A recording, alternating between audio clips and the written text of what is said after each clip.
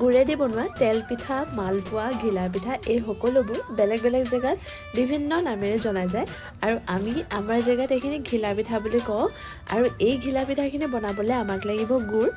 এতিয়া এই গুড়খিনি গৰম পানীৰে ভালদৰে গলাই ল'ম যেতিয়ালৈকে গোটেইখিনি গলি নাযায়।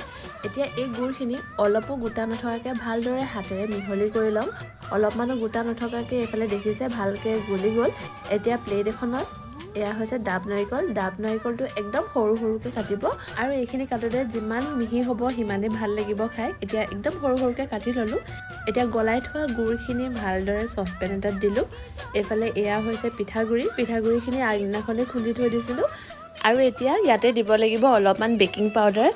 জোখত চাই দিব লাগিব আৰু বেকিং পাউডাৰখিনি আপোনালোকে নহ'লে ময়দা নহ'লে আটা অলপমান সানি কিনে দি দিব যাতে পিঠাখিনি কোমল হয়। আৰু একেবাৰে শেষত কাটি থোৱা নাৰিকলখিনি দি দিম আৰু ইয়াৰ লগতে অলপমান ঢাকি মেলি